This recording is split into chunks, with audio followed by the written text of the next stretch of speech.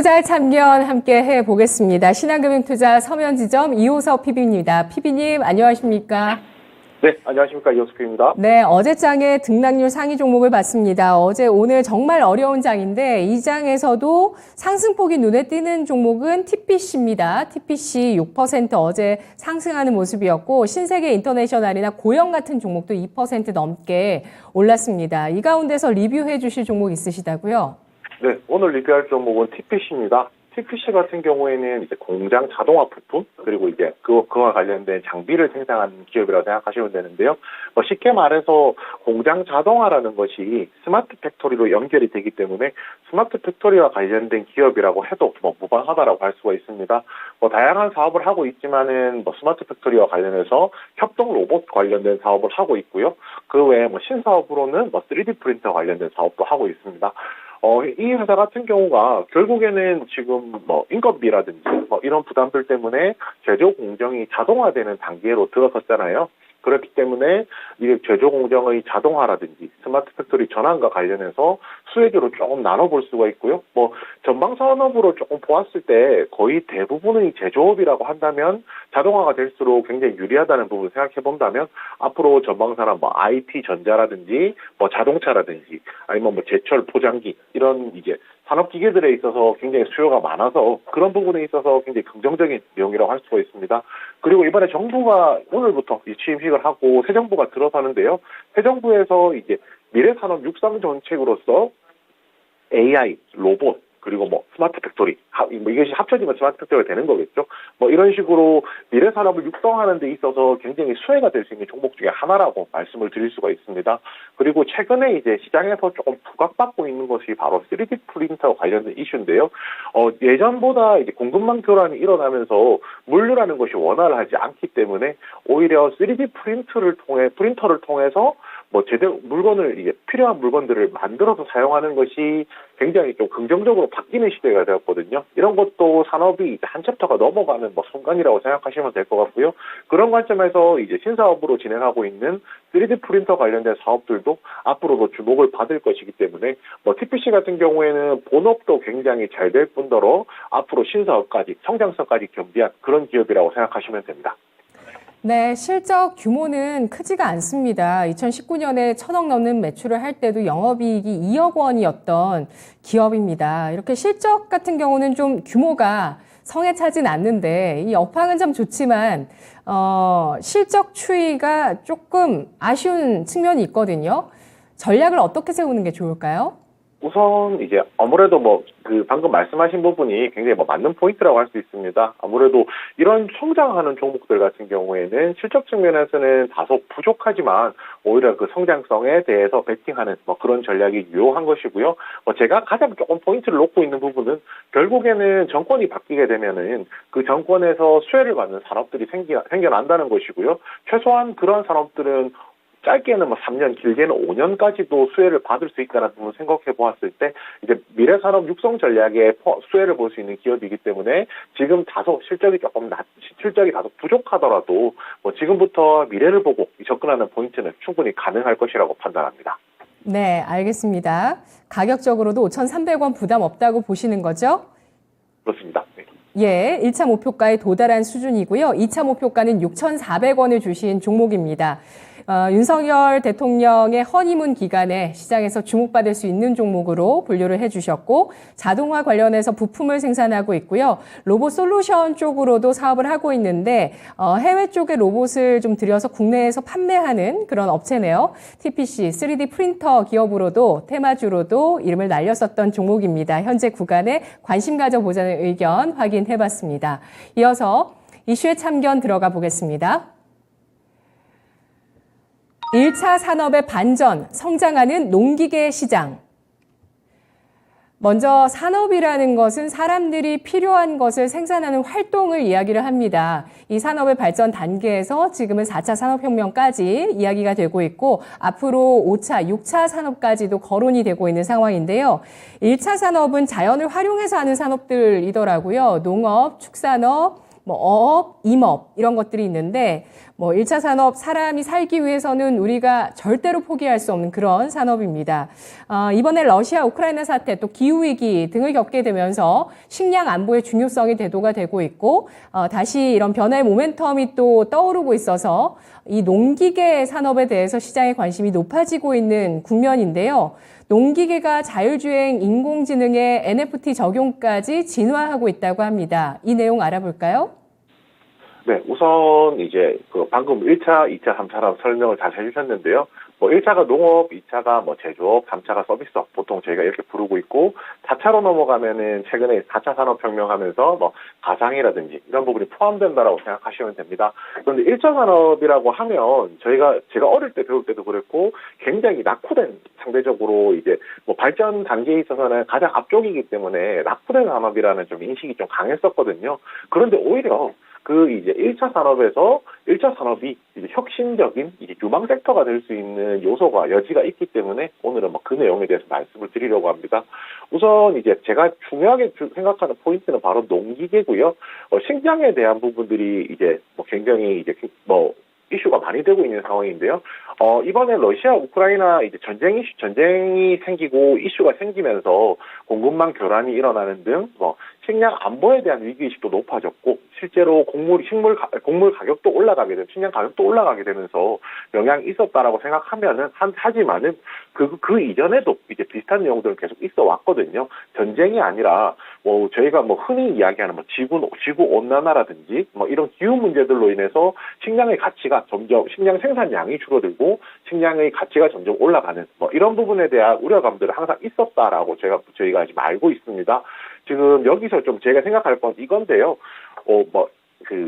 에그플레이션이라고 저희가 부르는데 농업을 뜻하는 이제 에그리컬처 그리고 인플레이션을 뜻하는 이제 플레이션 그게 합쳐져 가지고 식량의 물가, 식량 가격이 계속 올라간다라는 거거든요. 올라가는 이유는 굉장히 단순합니다. 수요 대비 공급이 적어서 그렇다는 것이고요. 수요 대비 공급이 적은 이유는 이제 아무래도 제가 아까 1차 산업이 조금 낙후됐다라고 말씀드렸는데 종사자 수가 좀 적은 겁니다. 아무래도 이제 농가 인구 자체도 많이 실제로 적고 줄어들었고요. 또 반대로 인건비 자체는 이제 농업 인구가 줄어들기 때문에 올라갈 수밖에 없거든요. 그렇다면 생산성 자체가 떨어질 수밖에 없고요. 또 이제 작업 효율성도 떨어질 수밖에 없다는 게 굉장히 좀 중요한 포인트입니다. 지금 이제 결국은 식량이라는 것은 저희가 먹고 사는 문제이기 때문에 앞으로 굉장히 좀 중요한 포인트고요. 지금 유엔에 따르면은 한 2050년까지 보았을 때 한 95억 명까지 인구가 증가할 수 있다라고 하거든요.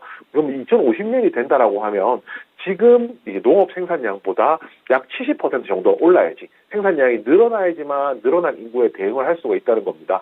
제가 앞서서 말씀드렸듯이 그러나 농업 인구는 감소하고 있고 농업 인구는 감소하는데 식량은 더 많이 생산해야 되고 결국은 간단하게 말해서 이제 이런 기계를 통해서 농기계를 통해서 생산량을 올리는 것이 굉장히 좀 중요한 포인트라고 할 수가 있고요.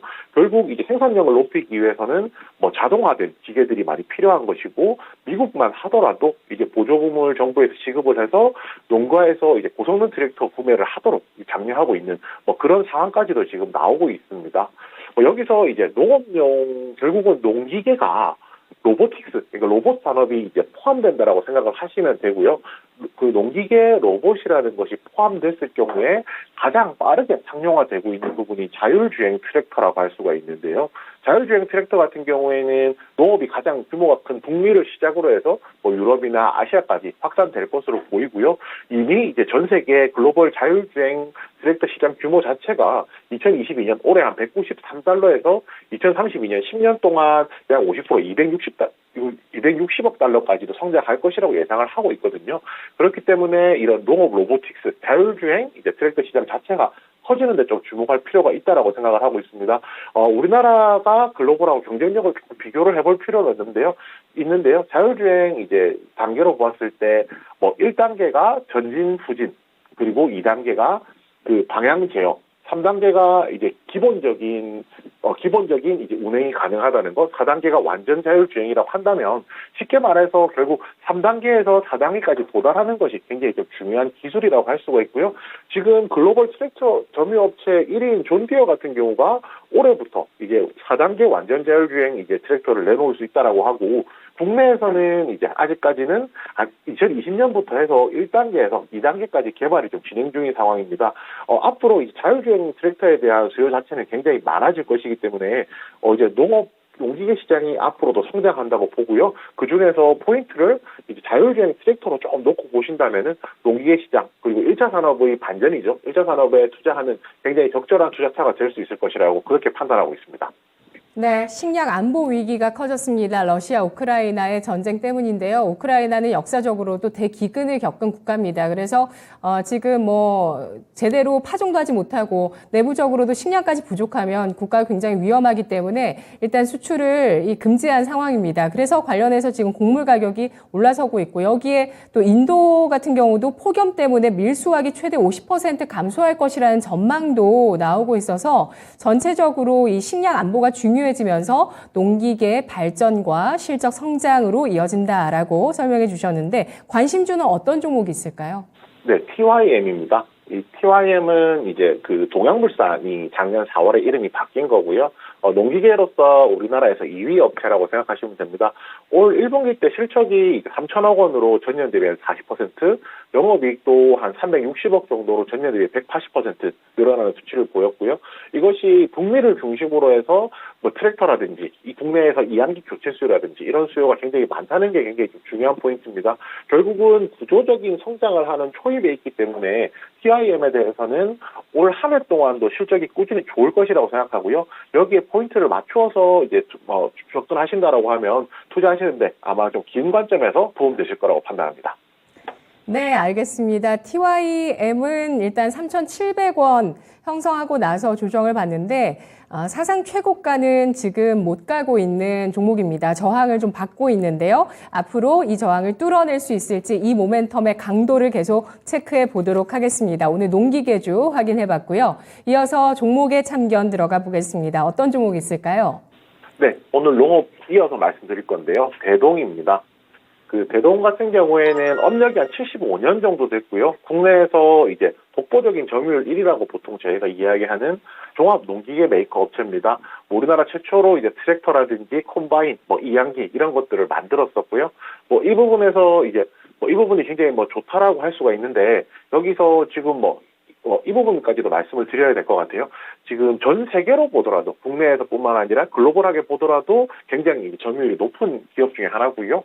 전 세계 한 70여 개 국가에 이제 농기계를 수출을 하고 있고 북미 같은 경우에는 하비팜이라고 부르는데 코로나19가 확산되면서 이제 하비팜이 수요가 늘어나고 이제 100만 마력 미만의 트랙터 시장이 굉장히 좀 많이 커졌거든요.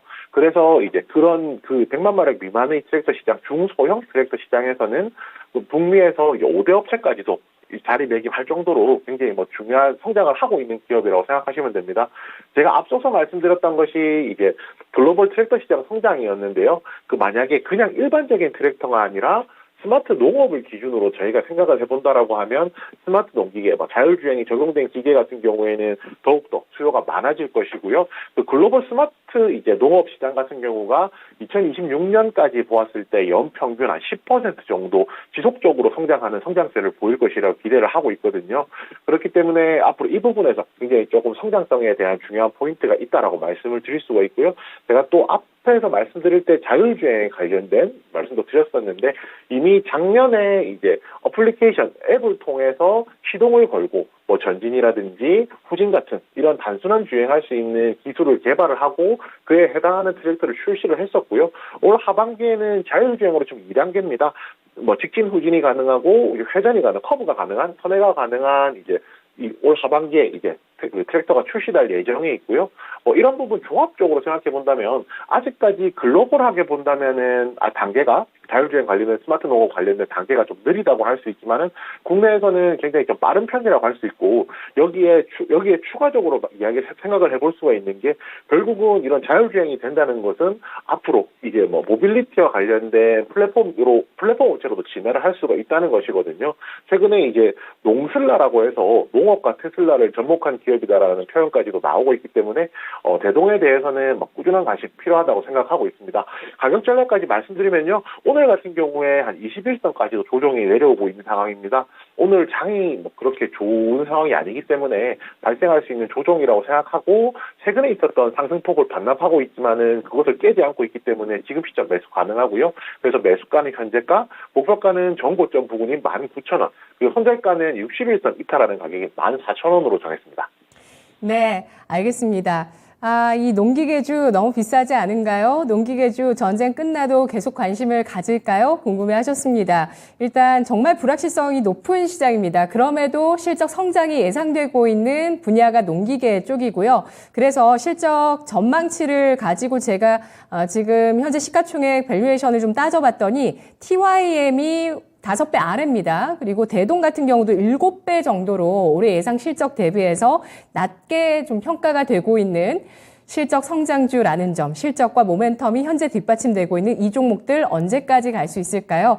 지금 봐도 괜찮다는 의견을 주셨습니다. 분석 잘 들었습니다. 네, 감사합니다. 고맙습니다. 투자의 참견이었습니다.